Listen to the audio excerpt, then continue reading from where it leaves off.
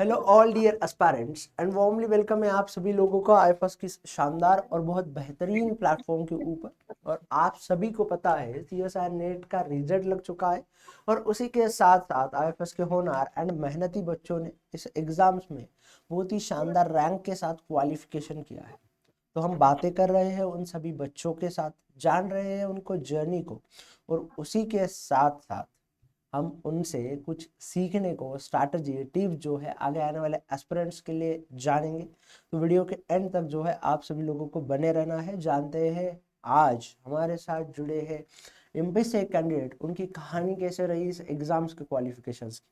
तो hello, hello sir. Good morning. Good morning. थोड़ा अपने बारे में बताइए हमें।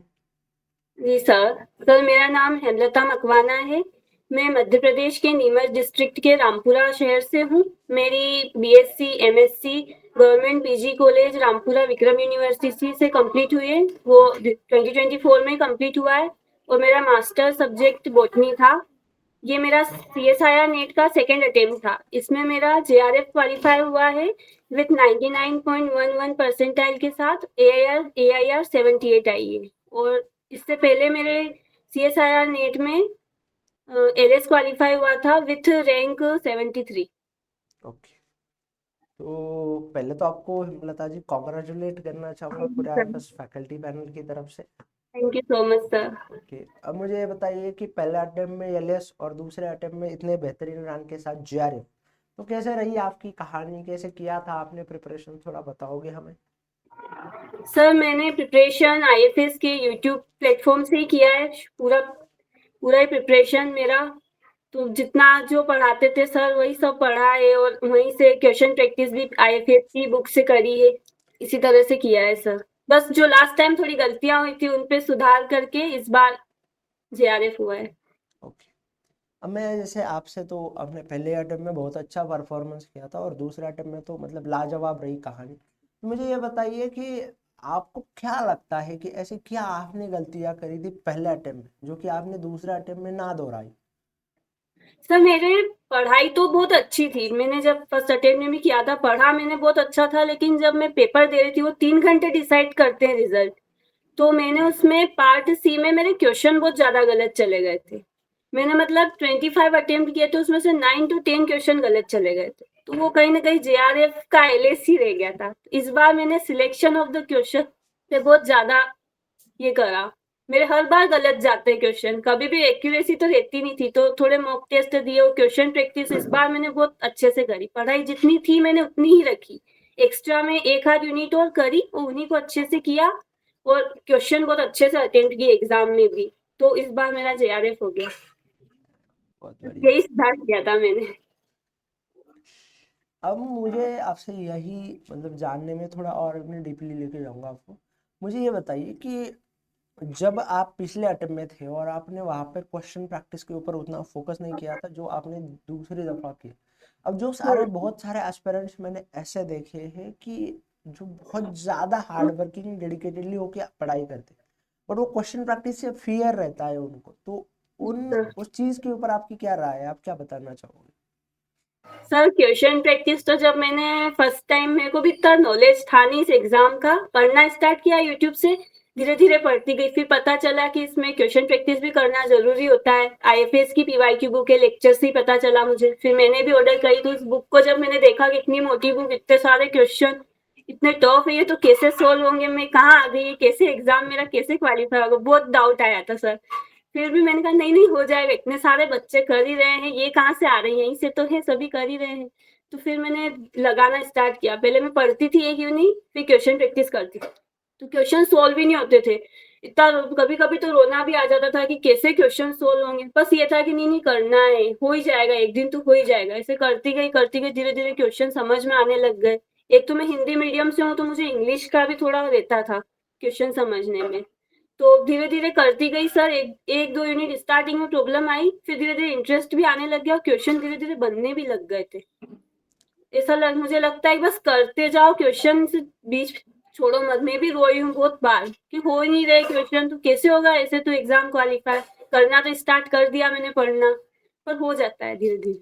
ओके, अब मुझे ये बताइए कि जब भी हम मतलब पार्ट सी के सवालों को देखते हैं। पार्ट सी के जब सवाल हमारे सामने आते हैं तो इतना बड़ा सवाल है, कंप्यूटर स्क्रीन पूरी ढक जाती है, स्क्रॉल करके ऑप्शंस को देखा जाता है, तो मतलब फियर तो होता है, हर किसी को जी होता सर। है। तो उस फियर से आपने कैसे खुद को बचाया, मतलब आपने क्या ऐसा किया कि जिससे जो नए एस्पिरेंट्स हैं, आपके पास दोनों सक्सेसिव अटेम्प्ट का एक्सपीरियंस है, तो जो नए एस्पिरेंट्स हम देखते हैं वो डर जाते हैं, मतलब ऐसा उन्होंने बहुत अच्छे से पढ़ाया होता, पढ़ाई की होती है, बट जब भी वो सवाल को देखते हैं पार्ट सी वाले, वो डर जाते हैं या उसी फियर से वो क्वेश्चन प्रैक्टिस भी नहीं करते। तो उसके ऊपर आपका क्या कहना है कि कैसे फेस कर सकते हैं हम इन चीजों को? सर ये फियर तो सब में ही रहता है, तो इसके लिए तो एक तो क्वेश्चन प्रैक्टिस, दूसरा टेस्ट, मॉक टेस्ट है, यूनिट टेस्ट है, ये चीजें बहुत हेल्प करती है एग्जाम टाइम में। एक तरह से डर नहीं लगता उस टाइम पे अगर हम पहले दे देते हैं तो। और एक वो भी रहता है कि सारे क्वेश्चन नहीं पढ़े जाते एग्जाम में, जो जैसे लग रहा है कोई क्वेश्चन है बहुत बड़ा, तो एक दो लाइन पढ़ के अगर पढ़ा हुआ रहता है समझ में आ ही जाता है कि ये क्या पूछना चाह रहा है, ये क्वेश्चन किस यूनिट का है, हमने पढ़ा है उसी का है। तो जो भी मेरा एरिया ऑफ इंटरेस्ट रहता था, हाँ ये तो मेरी उसी यूनिट का है जो मैंने तैयार किया है, या कुछ लगता था ये टॉपिक तो मेरा पढ़ा हुआ है, तो ही मैं उसको आगे और एक्सप्लोर करके पढ़ती थी या फिर स्किप कर देती थी उस क्वेश्चन को, आगे बढ़ जाती थी। इस तरीके से मैंने तो किया है सर। ओके, चलिए अब थोड़ा हम वापस आते हैं और मैं आपसे ये पूछूंगा कि how many units are you prepare for the CSIR NET, दोनों अटेम्प्ट्स में? सर मेरी फर्स्ट टाइम तो 8 यूनिट कंप्लीट थी, और इस बार एक नई यूनिट डेवलपमेंटल बायोलॉजी विशाल सर की हुई थी यूट्यूब पे, तो मैंने वो भी कर ली थी, तो 9 यूनिट तो कंप्लीट थी। बाकी और लास्ट टाइम की जेआरएफ एक्सप्रेस और बाकी की यूनिटों में जो पढ़ाया गया था मेरे पास, उसके भी नोट्स मैंने साथ साथ बनाती थी मैं, और इस बार के भी थे, तो मैंने वो सारा कुछ किया है उसके अलावा। तो मतलब सारा जो कंटेंट यूट्यूब से मिला आपको वो हाँ सारा सर। आपने किया। अब मुझे ये बताइए कि आप मतलब यूट्यूब से ही पढ़े हो पूरा, या कोई पेड बैच में या टेस्ट सीरीज या कुछ? सर कुछ भी नहीं लिया था मैंने, ओके, सारा यूट्यूब से ही है। बस वो 1 रुपी मॉक टेस्ट जो लास्ट में मिलते हैं वो परचेज किया था मैंने, बस हर बार दोनों बार, उसके अलावा कुछ नहीं किया। बहुत मिनिमम खर्चे में पूरा जीआरएफ है हाँ भाई। सर, बहुत मिनिमम। ओके, तो अब मैं बहुत सारे बच्चों का ये भी मतलब मिसकंसेप्शन डाउट होता है, सेल्फ डाउट होता है कि क्या आईएफएस का यूट्यूब का कंटेंट सफिशिएंट है क्या जीआरएफ के लिए, उसके ऊपर आपका क्या कहना सर सफिशिएंट तो है, मेरा हुआ ही है, तो मुझे लगता है कि सफिशिएंट तो है, सारा कुछ तो बताते हैं सर, आप ही सभी सारा कुछ पढ़ाते हैं यूनिट का।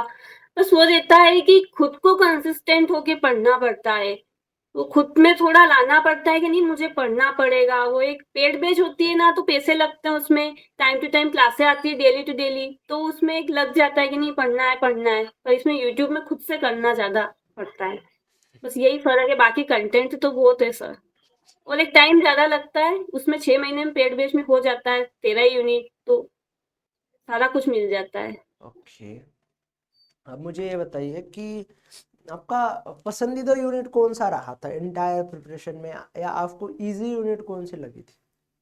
Sir cell biology, cell signalling वाला पोर्शन, मोलिकुलर बायोलॉजी और प्लांट फिजियोलॉजी, क्योंकि मेरा बोटनी बैकग्राउंड है तो। ओके, तो ये 4 यूनिट जो है आपको बहुत इजी लगे। हाँ ओके, और वन हम ऐसा कह सकते हैं कि कॉम्प्लेक्स यूनिट या हार्ड यूनिट, मतलब आपने उसको छोड़ा नहीं, आपने किया उसको, बट पढ़ते समय हम जैसा महसूस करते हैं ना कि यार ये थोड़ा ज़्यादा ही कॉम्प्लिकेटेड, ये ज़्यादा टाइम ले रहा है, ऐसा कोई यूनिट रहा है? सर, पूरी पूरी यूनिट तो नहीं कह सकती मैं कि पूरी रही है, कुछ कुछ टॉपिक रहते हैं, जैसे बायोकेमिस्ट्री का थर्मोडायनेमिक्स वाला पार्ट, वो मैंने मतलब मैं मुझे बीएससी में भी केमिस्ट्री में समझ नहीं आया, तो अभी भी समझ आने से रहा, तो मैंने उसको नहीं किया। इधर मेथड्स के माइक्रोस्कोपी, स्पेक्ट्रोस्कोपी, ये सब चीजें थ्योरेटिकली तो पढ़ने से मेरे तो समझ में नहीं आती थी, तो मैंने ये ऐसे चीजें छोड़ी है, जैसे हर यूनिट की कुछ न कुछ बस। ओके ओके, मतलब जिसका बैकग्राउंड थोड़ा फिजिक्स केमिस्ट्री वाला था वो आपने स्किप ही किया है। हाँ सर, क्योंकि टाइम ज्यादा लग रहा था, फिर कोई मतलब इससे अच्छा कुछ और कर लेते हैं, चलिए, जो आता है वही।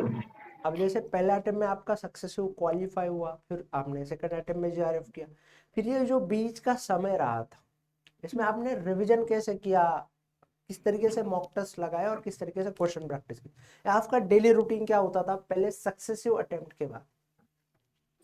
सर मेरा जैसे पहला नेट एग्जाम हुआ, उसके बाद मेरा सेट का रिजल्ट आ गया था 2-3 दिन बाद ही, तो मेरा क्वालिफाई हो गया था। तो एमपीपीएससी असिस्टेंट प्रोफेसर का एग्जाम था, तो मैं उसकी तैयारी में जुड़ गई थी। तो मैंने आईएफएससी उसके लिए परचेज किया था रिकॉर्डेड कोर्स असिस्टेंट प्रोफेसर का, तो मैंने उसकी तैयारी करी। मेरे 1 मार्च को उसका पेपर हो गया था। फिर उसके बाद में नेट का नोटिफिकेशन आ गया था, तो फिर मैंने वो जो 2 महीने थे वो फिर से नेट के लिए किए। कुछ यूनिटें तो सेम ही थी, जैसे यूनिट सेल बायो मोल बायो उसमें भी थी 5-6 यूनिट, तो उसमें हो ही गई थी मेरी।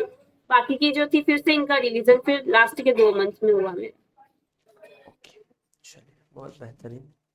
अब जो फ्यूचर एस्पिरेंट्स है, आगे आने वाले बच्चे हैं, चाहे आपके सीनियर हो सकते हैं, कोई जूनियर हो सकता है, उनके लिए क्या सलाह रहेगी, क्या सजेशन देना चाहोगे इस एग्जाम्स के लिए? सर पहला तो यही है, खुद पे भरोसा, सेल्फ डिटर्मिनेशन तो बहुत जरूरी है, चाहे कैसी भी एग्जाम हो। मतलब किसी से अगर पूछते भी है ना कि हमें करना है क्या करें, सब यही बोलते हैं कि बहुत टफ एग्जाम है, नहीं होगा, नहीं हो सकता, सब मतलब ऐसी नेगेटिव ही बातें करते हैं अधिकतर। तो उस चीज से थोड़ा दूर ही रहना है, ऐसे लोगों से खुद के ऊपर भरोसा होना चाहिए। मैं तो करके ही रहूंगी चाहे कुछ भी हो जाए, सबसे पहली तो यही चीज है, चाहे कितनी भी मुसीबतें आए। और दूसरा कंसिस्टेंट, भले ही डेली 1 घंटा पढ़ो 2 घंटे, लेकिन डेली पढ़ो। अगर 1-2 दिन भी स्किप हो जाते हैं ना, तो फिर तीसरे चौथे दिन किताब ही हाथ में लेने की इच्छा नहीं होती, बिल्कुल पढ़ाई ऐसा होता है कि अब तो क्या ही पढ़े। कंसिस्टेंट होना जरूरी है, और क्वेश्चन प्रैक्टिस, ये तो मेन है इस एग्जाम के लिए, ये तो करने ही चाहिए सभी। चलिए, thank you so much for sharing your experience and your journey with us, and wishing you very all the best from the all IFS family, आपके आने वाले एमपीपीएससी का जो है, आपका ख्वाब जो भी होगा उसके लिए। Yes sir, thank you so much sir.